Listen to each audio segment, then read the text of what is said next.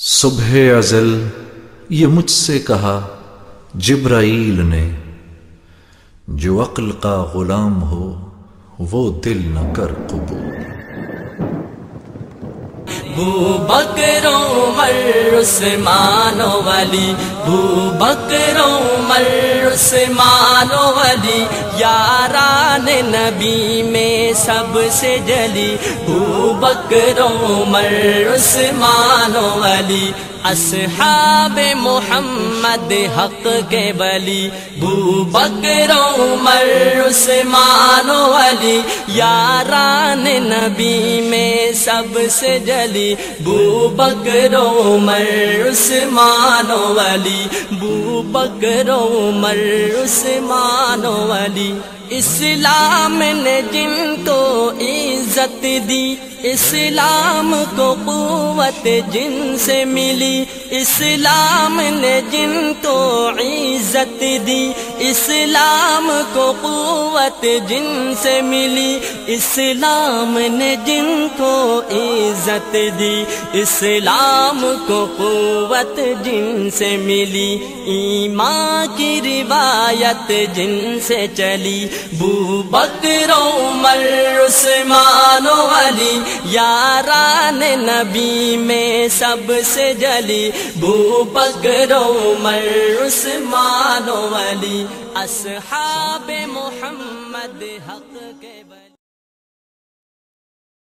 اعوذ باللہ من الشیطان الرجیم، بسم اللہ الرحمن الرحیم، نحمد و نصلی علی رسولہ الکریم، اما بعد، معزز سامعین السلام علیکم ورحمۃ اللہ وبرکاتہ۔ حمد و ثنا رب ذوالجلال کے لیے جو تخت عظمت جلال پر ہمیشہ سے متمکن ہے اور ہمیشہ رہے گا۔ اس کی قدرت کاملہ یہ کہ سمندروں میں مد و جزر کا پیدا کرنے والا، رات اور دن کا بنانے والا، خضا و قدر کا مالک و مختار ہے، عزت اور ذلت کا دینے والا وہی پروردگار ہے، زندگی اور موت اسی کے ہاتھ ہے۔ ہم اسی کی حمد و ستائش بیان کرتے ہیں، اسی کی بڑائی کے راگ الاپتے ہیں کہ اس خلاق اکبر نے جو عظیم احسان ہم پر کیا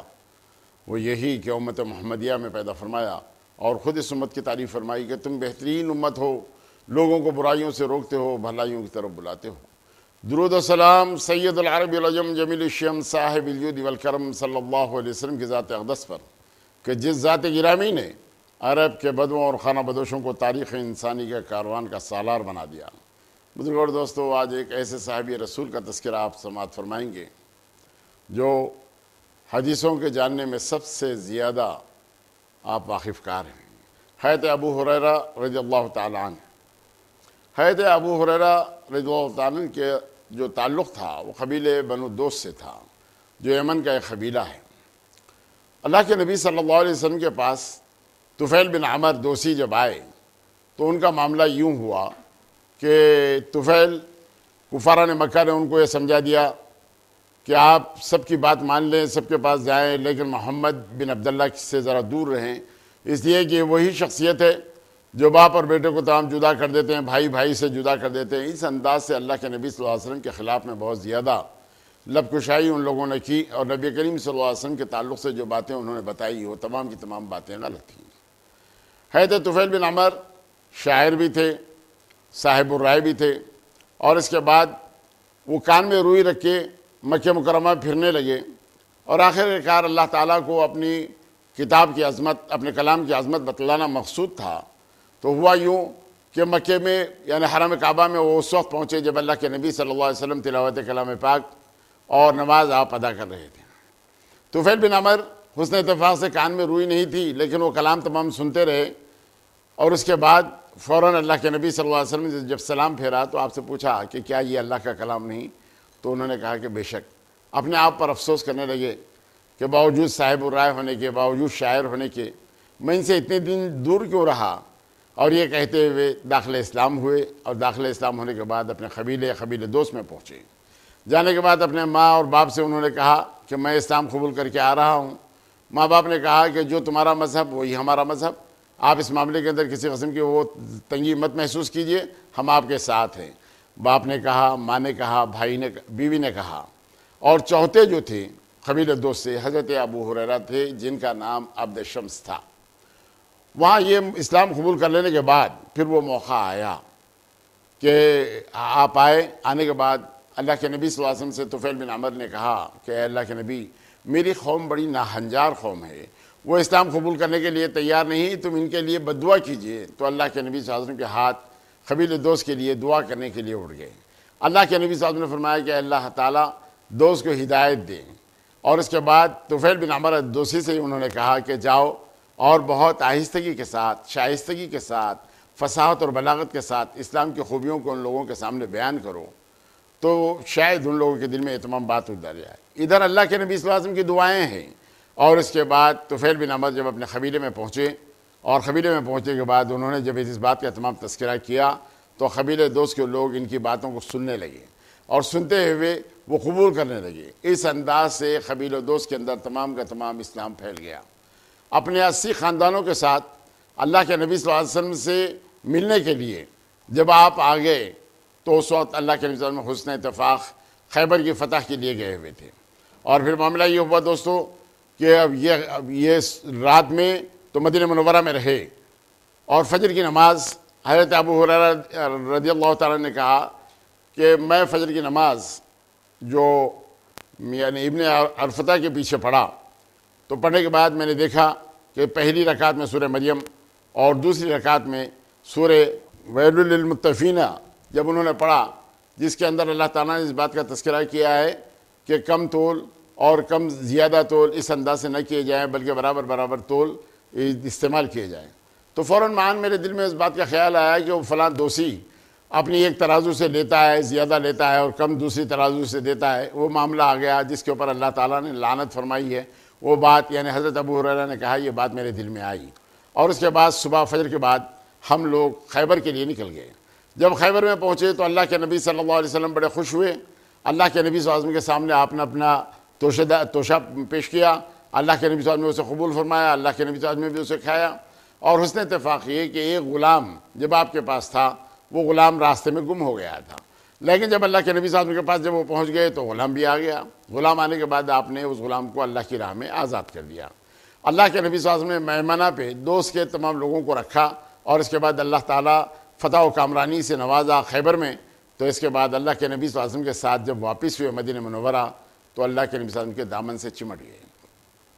اللہ کے نبی صلی اللہ علیہ وسلم نے پوچھا کہ تمہارا نام؟ کہا کہ عبد شمس۔ اللہ کے نبی صلی اللہ علیہ وسلم نے نام بدلتے ہوئے کہا کہ آپ کا نام آج کے بعد عبد الرحمن رہے گا، اور دوسری روایت یہ کہ عمیر نام اللہ کے نبی صلی اللہ علیہ وسلم نے آپ کا رکھا۔ اور اس کے بعد اللہ کے نبی صلی اللہ علیہ وسلم کے ساتھ ایسے یعنی وابستہ ہو گئے کہ صفا جو مدینہ منورہ میں جس چبوترے کو بنا کر اللہ کے نبی صلی اللہ علیہ وسلم جہاں تعلیم دیا کرتے بچوں کو، ان میں آپ شریک ہو گئے۔ اور صفا کے بچوں کا تو جو عالم تھا کہ ایک ایک صحابی انہیں لے جاتے، کھانا کھلا دیتے، یا اللہ کے نبی صلی اللہ علیہ وسلم کے پاس جو کچھ آ جاتا وہ صفا کے طلباء کے لیے تمام بھیج دیتے۔ ان کی تعداد 70-80 سے زیادہ جب حضرت ابو ہریرہ تعلیم پا رہے تھے اس وقت تھی۔ اللہ کے نبی صلی اللہ علیہ وسلم نے سے ایک مرتبہ آپ نے کہا کہ اے اللہ کے نبی، جو باتیں میں آپ سے سنتا ہوں نسیان کی وجہ سے وہ تمام بھول ہو جاتی ہے۔ تو اللہ کے نبی صلی اللہ علیہ وسلم نے فرمایا ایک چادر لاؤ۔ چنانچہ چادر پر اللہ کے نبی صلی اللہ علیہ وسلم نے اپنے ہاتھ لگائے اور کہا اسے اپنے قلب سے لگا لو۔ اور جب قلب سے لگانے کے بعد حضرت ابو ہریرہ کی روایت یہ کہ میں نے پھر اس کے بعد اللہ کے نبی صلی اللہ علیہ وسلم سے جو کچھ سنا اس کے بعد میں اس کو بھول نہ سکا۔ وہ مکمل تمام باتیں من و عن جس انداز سے اللہ کے نبی صلی اللہ علیہ وسلم فرماتے تھے وہ مجھے یاد ہو جایا کرتی تھی۔ ایک مرتبہ حسن اتفاق یہ کہ 3 آدمی بیٹھے ہوئے دعا کر رہے ہیں، اور دعا کرتے ہوئے مسجد نبوی میں اس انداز سے کہ پہلے نے دعا کی، دوسرے نے دعا کی، اس کے بعد حضرت ابو ہریرہ نے وہ دعا کی۔ وہ دعا اس انداز سے کہ پروردگارہ جو دونوں ساتھیوں نے میرے دعا کی ان کو بھی قبول فرماتے ہوئے مجھے ایک ایسا علم دے دے جو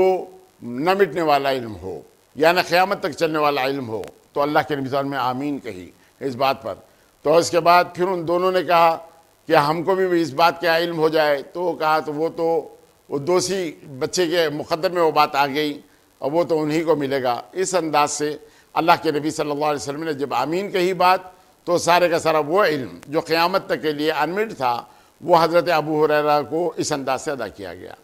اللہ کے نبی صلی اللہ علیہ وسلم کی حیات طیبہ میں یعنی خیبر سے لے کر اللہ کے نبی صلی اللہ علیہ وسلم کے اس دنیا سے پردہ فرمانے تک یہ 4-4.5 سال کا جو عرصہ گزرا،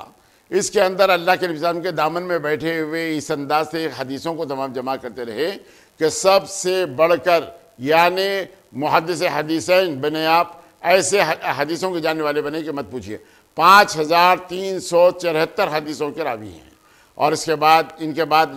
جو مقام اور مرتبہ ہے وہ حضرت عبداللہ ابن عباس کا ہے جو 2260 حدیثوں کے راوی ہیں. اور اس کے بعد حضرت بی بی عائشہ صدیقہ رضی اللہ تعالیٰ عنہا ہیں جو 2210 حدیثوں کے راوی ہیں. اور اس کے بعد حضرت عبداللہ ابن عمر ہیں جو 1630 حدیثوں کے راوی ہیں. اور اس کے بعد حضرت جابر ہیں جو 1540 حدیثوں کے راوی ہیں. اور پھر اس کے بعد انس بن مالک ہیں. انس بن مالک کے بعد پھر حضرت ابو موسیٰ اشعری ہیں. اس انداز سے حضرت ابو موسیٰ اشعری 1100 چلر ہیں, حضرت انس بن مالک 1200 ہیں. اس انداز سے ان لوگوں نے جو 1000 کے اوپر حدیثیں یاد کی ہیں. ایسے 7 افراد ہیں جو راوی ہے 1000 حدیثوں سے زیادہ کے. تو اس انداز سے اللہ کے نبی صلی اللہ علیہ وسلم کے دامن میں پڑے تو بڑے بڑے لوگوں کو شک و شبہ ہوتا, اور بعض لوگ تو سوالات کرتے کہ یہ دوسی بچہ آئے ہوئے صرف 4-5 سال کے اندر اتنے زیادہ حدیثوں کا راوی کیسے بن گیا. تو اس وقت حضرت ابو ہریرہ ان کا جواب دیتے کہ تم لوگ اپنے باغوں میں کام کرتے, یعنی اہل مدینہ انصار, اور یہ مہاجرین تمام بازاروں میں خرید و فروخت کرتے, اور میں اللہ کے نبی صلی اللہ علیہ وسلم کے قدموں میں پڑا ہوا احادیث جمع کرتا.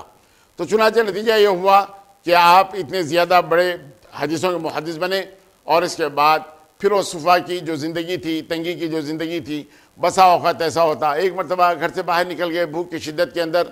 اور پھر حضرت ابوبکر صدیق کا گزر ہوا تو ایک آیت انہوں نے پڑھی, شاید اس کے بعد یہ مجھے لے جا کر کسی قسم کا کوئی کھانا کھلا دیں, اور انہوں نے اس کا معنی اور مطلب بتلاتے ہوئے وہ آگے بڑھ گئے. حضرت عمر رضی اللہ تعالیٰ آئے, ان کے سامنے بھی ایک آپ نے آیت پڑھی اور اس کا مفہوم پوچھا. حالانکہ آپ فرماتے ہیں کہ وہ مفہوم مجھے معلوم تھا, پوچھنے کا صرف مقصد یہ تھا کہ میری بھوک, میرے غذا کا بندوبست اگر کچھ ہو جائے تو بہتر ہے. لیکن اس کے بعد جب اللہ کے نبی صلی اللہ علیہ وسلم آئے تو حضرت نبی کریم صلی اللہ علیہ وسلم نے ان کے چہرے کو دیکھتے ہوئے بھوک کا احساس کیا, اور اپنے ساتھ انہیں لیے ہوئے حضرت ابوبکر صدیق اور حضرت عمر فاروق کے ساتھ اپنے گھر گئے. وہاں دیکھے ہدیتاً کچھ دودھ آیا ہوا تھا.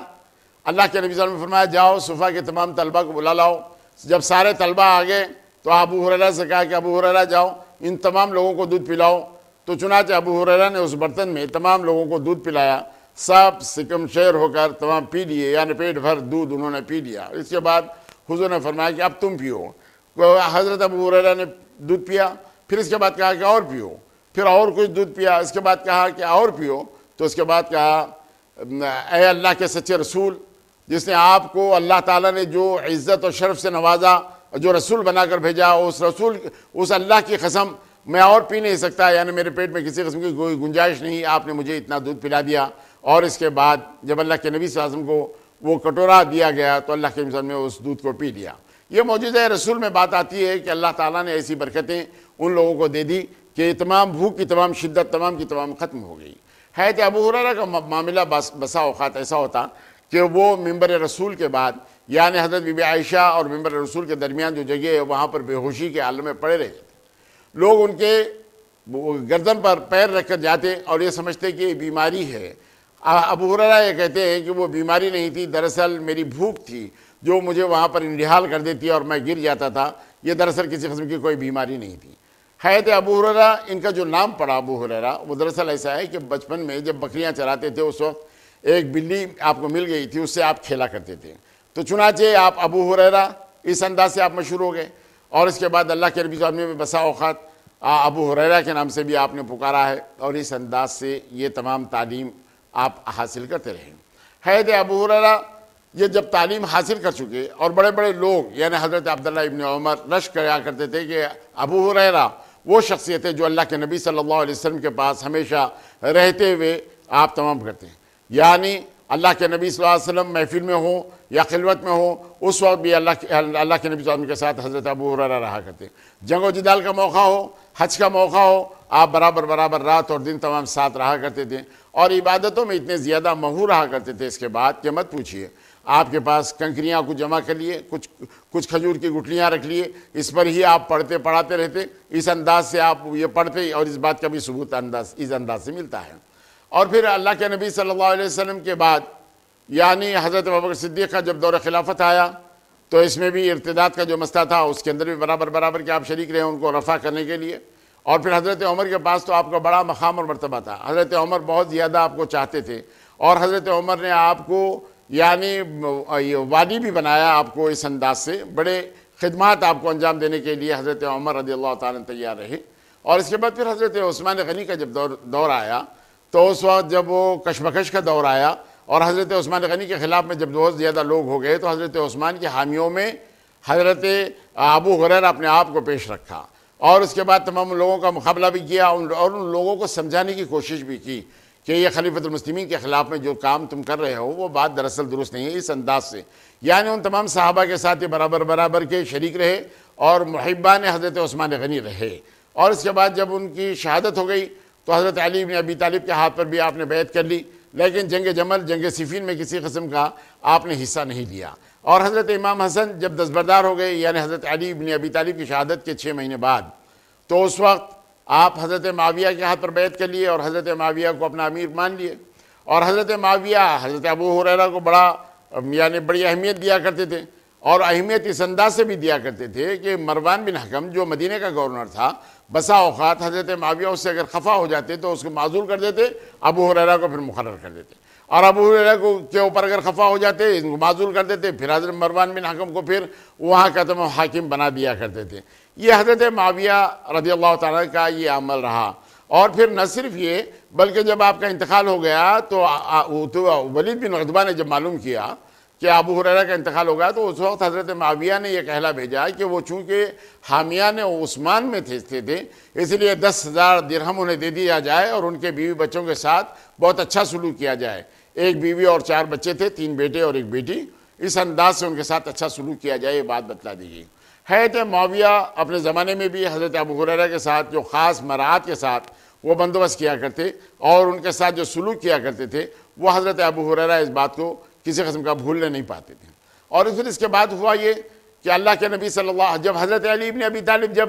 جنگوں میں رہے تو اس وقت مسجد نبوی کی امامت بسا اوقات حضرت ابو ہریرہ کے ذمہ میں رہی، اور پھر اس کے بعد پھر حضرت ابو ہریرہ کا جو مقام اور مرتبہ حضرت علی بن ابی طالب کے پاس بھی تھا، حضرت عثمان غنی کے پاس بھی تھا، حضرت عثمان غنی کے بعد معاویہ کے پاس بھی تھا۔ یہ تمام کی تمام باتیں ان کا قدر و منزلت محض اس واسطے تھی کہ یہ تبحر علمی میں بہت زیادہ آگے تھے، نہ صرف حدیثوں کے جاننے والے تھے بلکہ فقہ کے جاننے والے بھی تھے، اور بسا اوقات فقہ میں اگر کسی قسم کا کوئی فتویٰ دے دیتے تو کوئی آدمی اس کو رد نہیں کر سکتا تھا بلکہ ان کی تمام باتوں کو وہ منظور کر لیا کرتے تھے۔ حضرت ابو ہریرہ کی جو والدہ محترمہ تھی امیمہ جن کا نام تھا، کہتے یہ ہیں کہ جب حضرت ابو ہریرہ ان کے سامنے اسلام پیش کرتے تو بڑی خفگی کے ساتھ اظہار کرتی۔ بسا اوقات تو ایسا بھی ہوا کہ اللہ کے نبی صلی اللہ علیہ وسلم کے خلاف میں بھی انہوں نے بہت کچھ کہہ دیا تو حضرت ابو ہریرہ روتے ہوئے نبی کریم صلی اللہ علیہ وسلم کے پاس پہنچے اور یہ کہا کہ اللہ کے نبی میری ماں کے لیے دعا کیجئے کہ اللہ تعالیٰ ان کے لیے ہدایت کا راستہ کھول دے، اس لیے کہ میں ماں کا بہت زیادہ چاہنے والا ہوں، اس لیے کہ باپ کا سایہ بہت بچپن میں ہی اٹھ گیا تھا، میری ماں نے مجھے بڑی جدت اور محبت اور شفقت سے پالا ہے، اسی لیے ان کے لیے دعا فرمائیے۔ تو اللہ کے نبی صلی اللہ علیہ وسلم نے ان کی ماں کے لیے دعا فرمائی۔ اور جب حضرت ابو ہریرہ اپنے گھر آ گئے تو انہوں نے دیکھا کہ کواڑ بند ہے، دروازہ بند ہے، اور اس کے ماں اندر غسل کر رہی ہیں، اور غسل کرنے کے بعد جو ہی دروازہ کھلا تو بیٹے سے کہا کہ بیٹا مجھے کلمہ پڑھا دو، اور وہ داخل اسلام ہو گئی۔ تو حضرت ابو ہریرہ روتے ہوئے پھر نبی کریم صلی اللہ علیہ وسلم کے پاس پہنچے اور کہا کہ اللہ کے نبی آپ کی دعاؤں کو اللہ تعالیٰ نے اس انداز سے قبول کیا کہ میری ماں داخل اسلام ہو گئی۔ اللہ کے نبی صلی اللہ علیہ وسلم نے انہیں بڑی دعائیں دیں۔ اللہ کے نبی صلی اللہ علیہ وسلم نے ایک خاص مہم کے اوپر جب حضرت ابو ہریرہ کو بھیجا تو اللہ کے نبی صلی اللہ علیہ وسلم الوداع کہنے کے لیے ان کو آئے اور اس انداز سے اللہ کے سپرد کیا، یعنی اللہ کے امان میں دیا۔ اللہ کے نبی صلی اللہ علیہ وسلم نے اس بات کا اظہار فرمایا اور اس کے بعد ان کو روانہ کیا۔ اور پھر جب اللہ کے نبی صلی اللہ علیہ وسلم نے 9 ہجری میں جب حج فرض ہوا، چونکہ وفود کا سلسلہ شروع ہو گیا تھا، اللہ کے نبی صلی اللہ علیہ وسلم نے حضرت ابوبکر صدیق کو جب امیر حج بنا کر بھیجا تو اس وقت حضرت علی بن ابی طالب کو سورہ برات کی آیتوں کے ساتھ آپ نے بھیجا، تو اس وقت حضرت ابو ہریرہ کو بھی اللہ کے نبی صلی اللہ علیہ وسلم نے اس ذمہ داری کے ساتھ کہ وہاں پر جانے کے بعد یعنی حج کے لوگوں کے اندر تمام کی تمام باتوں کو پھیلانے کے لیے حضرت ابو ہریرہ کو بھی اللہ کے نبی صلی اللہ علیہ وسلم نے بھیجا تھا۔ اللہ کے نبی صلی اللہ علیہ وسلم کے اس دار فانی سے کوچ کرنے کے بعد حضرت ابو ہریرہ وہ درس و تدریس میں تو لگے رہے، یعنی احادیث کا تمام علم آپ دیا کرتے تھے، یعنی مطلب یہ کہ نماز ہونے سے پہلے نماز جمعہ کے لیے جب جاتے تو ممبر پر بیٹھے ہوئے امام کے آنے تک اللہ کے نبی صلی اللہ علیہ وسلم کی احادیث کا ورد کیا کرتے تھے، آپ ان کو تمام لوگوں کو سنایا کرتے تھے۔ اور حضرت ابو ایوب انصاری سے جب لوگوں نے سوال کیا کہ اللہ کے نبی صلی اللہ علیہ وسلم آپ کے پاس مہمان رہے، آپ مدینے کے رہنے والے ہیں، اللہ کے نبی صلی اللہ علیہ وسلم کی زبان مبارک سے آپ نے بہت ساری احادیثیں سنی، پھر آپ کیا بات ہے کہ حضرت ابو ہریرہ رضی اللہ تعالیٰ عنہ سے احادیث سنتے ہیں؟ تو حضرت ابو ایوب انصاری نے بہت صاف انداز سے کہا کہ ہم لوگ بسا اوقات اللہ کے نبی صلی اللہ علیہ وسلم کے پاس خدمت میں نہیں رہا کرتے، لیکن ابو ہریرہ دن اور رات اللہ کے نبی صلی اللہ علیہ وسلم کے پاس پڑے ہوئے تمام احادیث جمع کرتے، چنانچہ ہمارا اپنا کام یہ ہے کہ ہم ان سے تمام سن لیتے وہ باتیں جو اللہ کے نبی صلی اللہ علیہ وسلم نے ان سے کہی ہوں اور ان کی زبانی ہمیں معلوم ہوئی ہوں۔ مروان بن حکم نے ایک مرتبہ امتحان لینا چاہا، ایک کاتب کو اس نے بٹھا دیا باہر اور ان کو اس بات کا پتہ نہ چلا اور کچھ مسئلہ چھیڑتے ہوئے اس نے سوالات کیے۔ حضرت ابو ہریرہ نے تمام کے تمام احادیث جو اللہ کے نبی صلی اللہ علیہ وسلم کی زبان مبارک سے سنے وہ آپ نے سنا دیا۔ پھر اس کے بعد مروان بن حکم نے حضرت ابو ہریرہ کو چھوڑ دیا اور اس کے بعد پھر 1 سال کے بعد بلا کر پھر کاتب کو بٹھایا، اسی انداز سے پھر سوال کیا اور اسی مسئلے کے اندر سوالات تمام کرتے رہے۔ تو انہوں نے اسی انداز سے اسی سلسلے کو قائم رکھتے ہوئے 1 سال بعد بھی من نوعان و تمام کی تمام احادیث جب انہوں نے بیان کی تو بات یہ معلوم ہوئی کہ بلا شبہ حضرت ابو ہریرہ کا علم جو ہے بہت زیادہ پختہ ہے اور اس کے اندر کسی قسم کی کمی یا کجی نہیں ہے۔ اس بات کے تمام ایک مرتبہ آپ کو آزمانے کے لیے 1000 دینار اس نے بھیجے اور پھر دوسرے دن یہ کہا کہ وہ دینار جو میں آپ کے پاس بھیج دیا تھا غلطی سے آپ کے پاس آ گئے وہ مجھے واپس کر دو۔ تو حضرت ابو ہریرہ نے کہا کہ میں وہ دینار اپنے پاس کہاں رکھا، وہ تو سارے کا سارا میں تقسیم کر دیا اور اگر اس کی ضرورت ہو تو میری تمام وظیفے سے اس کو منہا کر لیا جائے۔ اس انداز سے مروان بن حکم کے سامنے یہ کہا تو مروان بن حکم اس سے بھی بہت زیادہ متاثر ہوا۔ بسا اوقات ہوتا یہ تھا کہ کسی مسئلے کے اندر کوئی بات چیت اگر ہوتی تو بلا روک ٹوک اس کو تمام تنبیہ کر دیتے اور اس کو روک دیتے کہ تمہارا جو عمل ہے وہ عمل غلط ہے۔ یہ بات مروان بن حکم کو برابر نہیں لگتی اور وہ تمام ذرا خفا ہو جاتا، بعض وقت الجھ جاتا، لیکن اس کے باوجود اس کو اس انداز سے قائل کرتے کہ اس کو قائل ہونا پڑتا اور اس کے بعد اسی بات کے اوپر جو حضرت ابو ہریرہ کہہ رہے ہیں اس پر عمل کرنے کے لیے اس کو مجبور کیا جاتا اور وہ مجبوراً وہ عمل کرتا جو حضرت ابو ہریرہ جس انداز سے اس کو بتاتے ہیں۔ ابو سلمہ بن عبد الرحمن جب آپ کی عیادت کے لیے آئے تو اس وقت آپ نے دیکھا اور کہا کہ مجھے پھر دنیا میں مت لوٹا، پروردگارہ مجھے پھر دنیا میں مت لوٹا، اس انداز سے، یعنی آخری وقت تھا اس وقت بھی اس انداز سے بارگاہ خداوندی میں آپ دعائیں کرتے رہے اور اس کے بعد مروان بن حکم بھی عیادت کے لیے آیا تو اس وقت ان کے سامنے بھی آپ نے یہی بات کہی اور پھر اس کے بعد وصیت کی کہ میرے قبر کے اوپر خیمہ نہ لگایا جائے، یعنی میرے جنازے کے پیچھے آگ نہ جلائی جائے، میرے جنازے سے آگے کسی کو نہ رکھا جائے۔ اس انداز سے حضرت عبداللہ ابن عمر ان کے لیے دعائیں کرتے ہوئے ان کے جنازے سے آگے تھے، سارے کے سارے لوگ تمام پیچھے تھے اور اس انداز سے عتبہ نے نماز پڑھائی، ولید بن عتبہ نے نماز پڑھائی جو والی مدینہ تھا اور پھر اس کے بعد بقیع کے قبرستان کے اندر فقہ مہاجرین کے اندر آپ کی تدفین عمل میں آئی۔ یہ 1958 یا 59 ہجری کی بات ہے، اس لیے کہ حضرت بی بی عائشہ صدیقہ رضی اللہ تعالیٰ عنہ کی نماز جنازہ حضرت ابو ہریرہ نے پڑھائی تھی جن کا انتقال 58 ہجری میں ہوا تھا۔ تو یہ تبحر علمی کا عالم یہ کہ اس انداز سے احادیث کے بیان کرنے والے اور احادیث کے بیان کرنے میں اس انداز سے بیان کرتے کہ لوگ جن کو سننے کے بعد یعنی عشش کیا کرتے کہ اللہ کے نبی صلی اللہ علیہ وسلم کی زبان مبارک سے کیسی الفاظ ہیں آپ نے سنی۔ ایک مرتبہ جب حدیث کے بیان کرنے کی بات آ گئی تو اس وقت آپ نے ایک چیخ ماری اور اس کے بعد بے ہوش ہو گئے، پھر ہوش میں آئے تو پھر آپ نے ایک چیخ ماری اور پھر اس کے بعد پھر بے ہوش ہو گئے۔ 3 مرتبہ اس انداز سے ہونے کے بعد پھر اس احادیث کا اس انداز سے اعادہ آپ نے کیا کہ اللہ کے رسول صلی اللہ علیہ وسلم کی زبان مبارک سے میں نے سنا کہ اللہ تعالیٰ روز قیامت ایک مجاہد کو بلائے گا جو اللہ کی راہ میں لڑتے ہوئے شہید ہو گیا۔ پوچھا کہ تیرا عمل؟ کہا کہ میں اللہ کی راہ میں اپنی جان دے دیا۔ تو اللہ فرمائے گا کہ تیرا عمل صرف دنیا داری کے لیے کہ لوگ تجھے بہادر کہیں اور یہ تمام ریاکاری سے تو نے یہ تمام کام کیا ہے۔ پھر اللہ تعالیٰ ایک سخی کو بلائے گا اور اس سے پوچھے گا اور تو وہ کہے گا کہ میں اللہ تیری راہ میں نے خیرات کیا، تو اللہ سبحانہ تعالیٰ فرمائے گا کہ صرف لوگ تجھے سخی کہیں اس لیے تو نے تمام خیرات کی۔ اور پھر ایک قرآن کے جاننے والے کو بلا کر پوچھے گا کہ میں نے تجھے علم دیا تھا، تو وہ کہے گا کہ میں دنیا کے سامنے پھیلا دیا اور تمام دنیا کے سامنے میں نے سنا دیا۔ تو اس وقت اللہ سبحانہ تعالیٰ فرمائے گا یہ تیری ریاکاری تھی، لوگ تجھے متقی اور پرہیزگار کہیں، عالم کہیں، اس لیے تو نے یہ تمام کام کیے تھے۔ اور اس انداز سے حضرت ابو ہریرہ نے کہا کہ اللہ تعالیٰ یہ ریاکاروں سے ہی جہنم کی آگ کو سلگائے گا۔ اس انداز سے یہ حدیث بتاتے تو بتانے سے پہلے یعنی اللہ کے نبی صلی اللہ علیہ وسلم کی خلوت کے اندر میں نے یہ حدیث سنی، اس انداز سے آپ فرماتے اور اس کے اوپر بڑا گریہ وزاری کرتے روتے۔ حضرت ابو ہریرہ رضی اللہ تعالیٰ کا عمل یہ کہ گھر میں آپ کی بیوی، آپ اور آپ کا غلام، یعنی تینوں رات کے تمام وقفوں کو بانٹ لیا، یعنی تینوں عبادتوں میں اس انداز سے کہ صبح فجر تک عبادت ہوتی. پہلے حضرت ابو ہریرہ کرتے، آپ کی بیوی کرتی، اس کے بعد آپ کے غلام کرتے. اس لیے کہ جو لوگ آپ کے پاس مہمان ہوتے وہ یہ تمام کی تمام باتیں بتاتی ہیں. صبرہ نام کی جو آپ کی بیوی ہیں ان کا معاملہ یہ ہوا، بنت غزوان، ان کا معاملہ یہ ہے کہ کبھی کسی زمانے میں حضرت ابو ہریرہ ان کے پاس غلام تھے، یعنی پیٹ کی روٹی کے لیے غلامی انہوں نے کی، اور اس کے بعد پھر وہ وقت بھی آیا جب اللہ تعالیٰ نے ان کو آپ کے عقد میں دے دیا، یعنی آپ کی بیوی بنی. اور ایک زمانہ تو وہ تھا جس کی وجہ سے آپ فاقے کے اندر مبتلا رہا کرتے تھے، بھوک سے سو جایا کرتے تھے،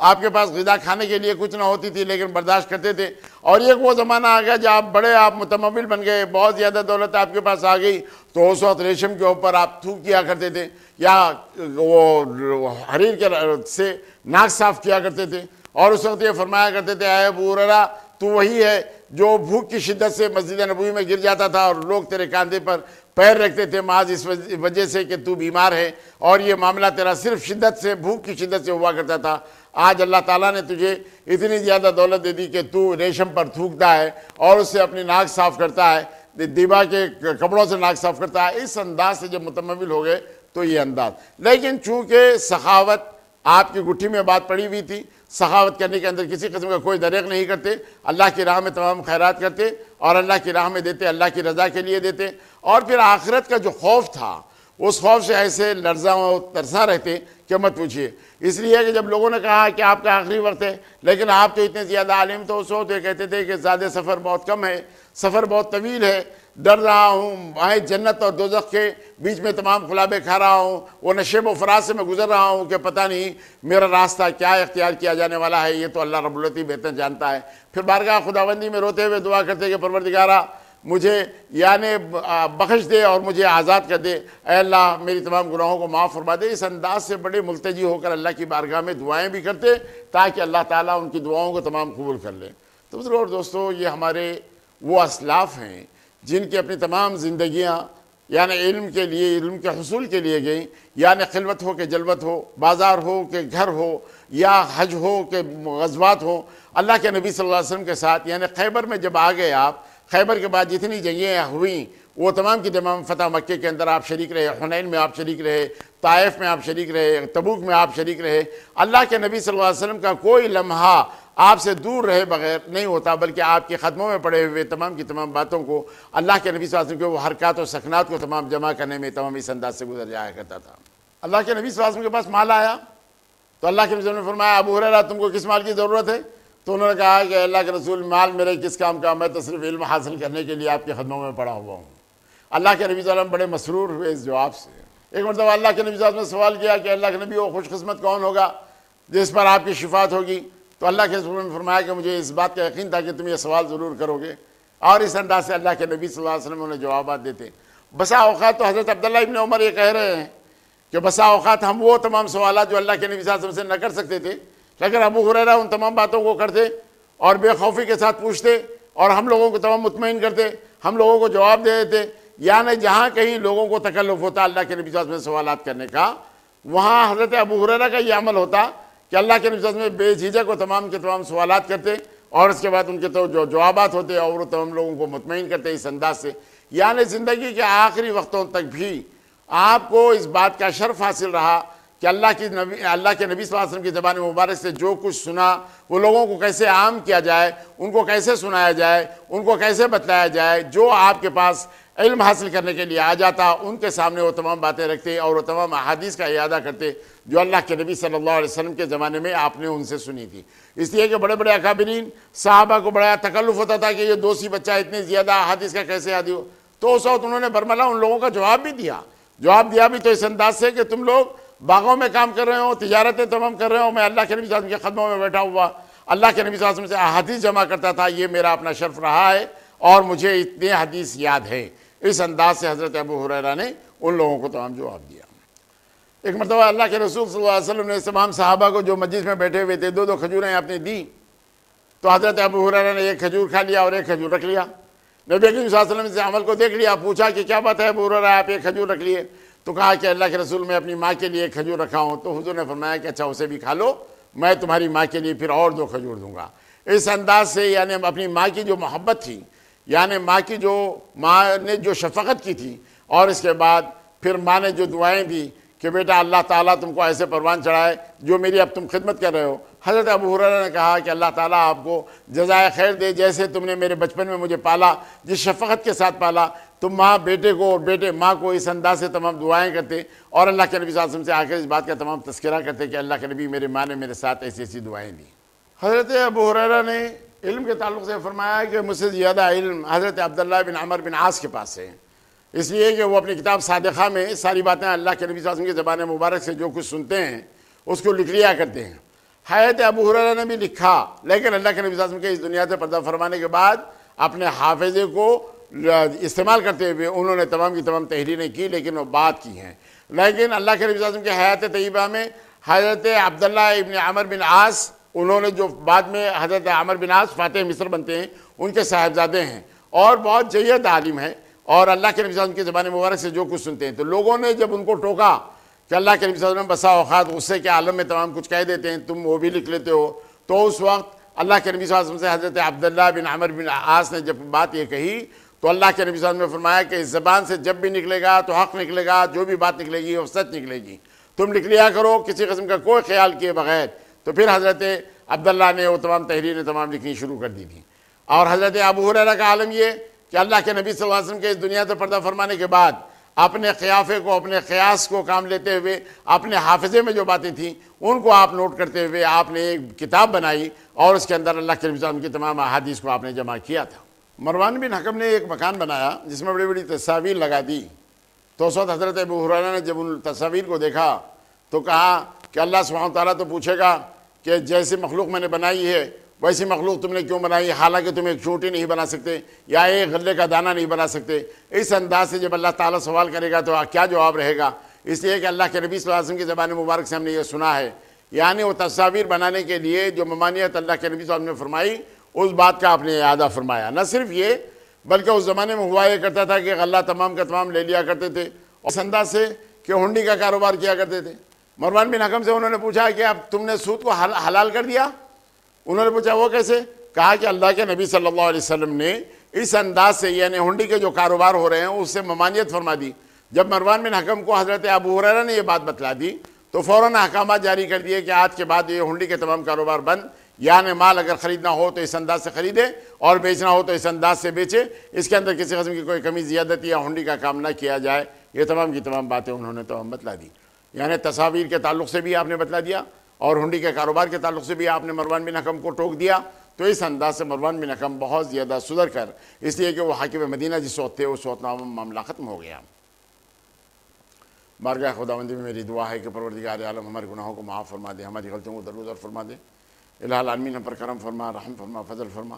الہ العالمین جو کچھ سن رہے ہیں اس پر عمل کرنے کی توفیق عطا فرما. الہ العالمین یعنی وہ علم کا شغف جو ہمارے اسلاف میں تھا پروردگارہ ہم میں بھی پیدا کر دے, ہماری اولاد میں بھی پیدا کر دے. الہ العالمین ہماری دعاؤں کو نبی کریم صلی اللہ علیہ وسلم کے صدقہ طفیل میں قبول فرما. وصلی اللہ علی محمد النبی الأمی وآلہ وصحبہ وسلم. الحمدللہ رب العالمین وآخر دعوانا الحمدللہ رب العالمین. ثم الرضا